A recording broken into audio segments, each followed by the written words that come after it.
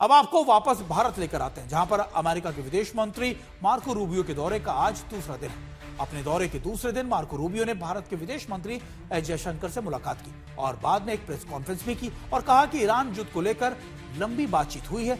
और आइए आपको सुनाते हैं रूबियो और जयशंकर के बीच क्या बातचीत हुई। उन्होंने यह भी कहा कि ईरान को लेकर कोई अच्छी खबर आने वाली है। Iran likes to sponsor proxy groups of terrorists, and these terrorists don't care what they blow up. They blow up anything and everyone. Okay, this is who we're dealing with. Okay, this is an Iran that not long ago, through their Hezbollah proxies, blew up a Jewish center in Argentina and killed a bunch of people. Yesterday, during the Secretary's call on the Prime Minister, some global and regional issues were discussed, and in our subsequent meeting at the embassy, we took up developments pertaining to West Asia, Middle East, to the Indian subcontinent and to East Asia. I also shared with him some impressions I had of my recent visit to the Caribbean. And our talks will focus on the latest developments in the Gulf, as you all know. और Hormuz को लेकर भी America और भारत सहमत है कि वहां जहाजों की आवाजाही सामान्य होनी चाहिए। सुनिए अमेरिकी विदेश मंत्री का बयान। You can agree to things on paper, they actually have to be implemented. You can agree to things in writing, and then you actually have to go out and do it. And but I do think perhaps there is the possibility that over the next few hours, the world will get some good news, at least with regards to the Straits and with regards to a process that can. देखिए, शुभ संकेतों के बीच लगातार अभी टकराव enrich uranium को लेकर अभी बरकरार है और इस पर बातचीत करने के लिए हमारे साथ हमारे दोनों खास मेहमान हमारे साथ जुड़े हैं। हमारे साथ संजय सोई सर भी हैं और हमारे साथ डीके पांडे सर भी हैं। संजय सोई सर, दोनों तरफ से ऐलान कर दिया जा रहा है, संकेत मिल भी रहे हैं कि देखिए स्ट्रेट ऑफ हॉर्मूज में आवाजाही 30 दिन में सामान्य हो जाएगी। अमेरिका की तरफ से कहा जा रहा है कि बहुत अच्छी बड़ी खबर आने वाली है। इसको लेकर कहा जा रहा है कि देखिए इनरिच यूरेनियम हैंडओवर करने की बात भी की गई, लेकिन ईरान ये रॉयटर्स को क्लियर कर चुका है कि वो इनरिच यूरेनियम अपने देश से बाहर नहीं जाने देगा।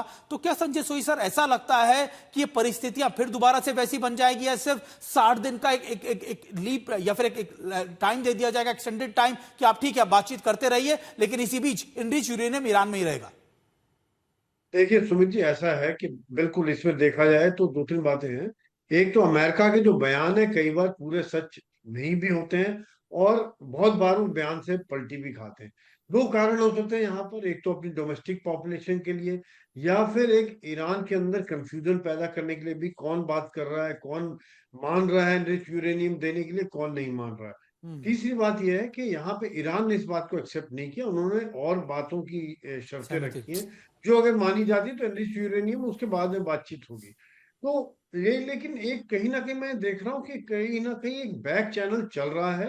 देखिए पिछले 3-4 दिन से काफी शिप्स निकले हैं, 25 के अराउंड 22, 24, 25 के लगभग शिप रोज निकल रहे हैं जो कि ईरान परमिशन दे के, उनके IRGC की परमिशन से निकल रहे हैं। और इसका मतलब अमेरिका भी उनको जाने दे रहे हैं। यहाँ सिर्फ अमेरिका ने एक शर्त लगाई कि ईरान के पोर्ट से ना निकले, लेकिन बाकी जैसे ओमान हो या फिर UAE हो, कतार, वहां से शिप आ रही है, यानी कि हॉर्मूज से थोड़ी बहुत मूवमेंट शुरू हो गई, एक पॉजिटिव साइन है। तो मुझे ये लग रहा है कि दोनों ही पक्ष चाहते हैं शांति हो, लेकिन दोनों ही पक्षों की डिमांड इतनी ज्यादा है कि शायद मानना असंभव लगता है। पर अभी कहीं ना कहीं हॉर्मूज पर मुझे ऐसे लग रहा है कि थोड़ी बहुत बातचीत बन जाएगी कि अमेरिका ब्लॉकेड हटा देगा और ईरान कंट्रोल रखते हुए हॉर्मूज को खोल देगा और फिर बाकी यूरेनियम के ऊपर, यूरेनियम कहाँ देगा ईरान? देखिए पहले रशिया को दे चुका है, 2015 में 11 टन यूरेनियम से दिया है।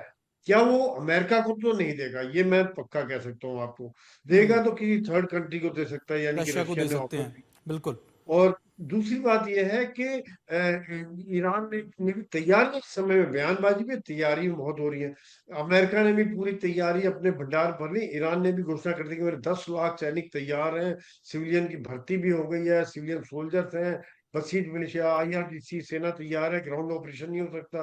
तो ऐसे में अमेरिका के लिए बड़ा चैलेंज है कि वो क्या करेंगे यदि ऑपरेशन। सर अमेरिका के लिए निश्चित तौर पर आपने बिल्कुल ठीक कहा कि अमेरिका के लिए बहुत चैलेंजेस। हमारे साथ group captain D K Pandey sir. देखिए sir Pandey sir, Donald Trump के लिए सबसे बड़ी चुनौती डोमेस्टिकली भी है कि लगातार उन पर प्रेशर बन रहा है, वहां पर चीजों की कीमतों की हाई होती जा रही है। दूसरा सबसे बड़ा प्रेशर है कि देखिए अपनी फोर्सेस को इतने ज्यादा लंबे ऑपरेशंस का वो भी खर्चा है। और तीसरा सबसे बड़ा चैलेंज उनके ऊपर यह है कि मिडिल ईस्ट के देशों का विश्वास अमेरिका पे कमजोर होता जा रहा है। क्या डोनाल्ड ट्रंप इन तमाम आप कह सकते हैं कि प्रेशर्स के बीच में ईरान को इनरिच यूरेनियम हैंडओवर करने के लिए प्रेशराइज कर पाएंगे? 60 दिन का वक्त जरूर लिया जा रहा है, लेकिन क्या ईरान तस से मस होगा?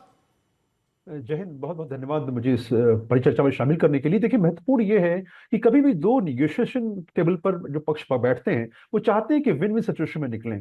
इसमें अमेरिका के विन विन सिचुएशन होगी कि वो सम्मानपूर्वक तरीके से वहां से एग्जिट करें। दूसरी तरफ ईरान के लिए विन विन सिचुएशन होगी कि उनको जो आर्थिक तंगी का सामना करना पड़ रहा है, उनके पर 12,000 से अधिक सैंक्शन लगे हैं, उन पर रोक लगाई जाए और जो उनके लगभग 23 बिलियन के आसपास जो उनका जो एसेट्स को रिजर्व कर रखा है, होल्ड पर रखा है, उसको रिलीज किया जाए।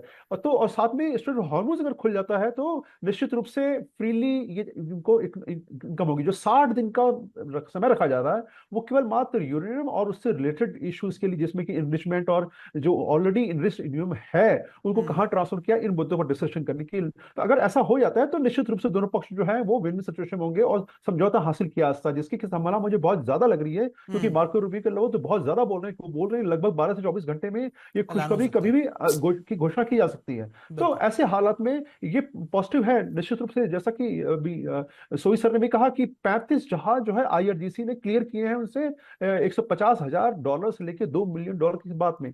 तो ऐसा नहीं कि अमेरिका थोड़ा लचीलापन दिखा रहा है। लचीलापन क्यों? बिल्कुल बिल्कुल सर, देखिए ये तमाम खबरें तो आ रही हैं। देखिए ईरान और अमेरिका की डील सील होने वाली है, ये शुभ संकेत तो मिल रहे हैं, लेकिन एक ऐसा मुद्दा भी है जिस पर फिर से युद्ध की ज्वाला भड़क सकती है।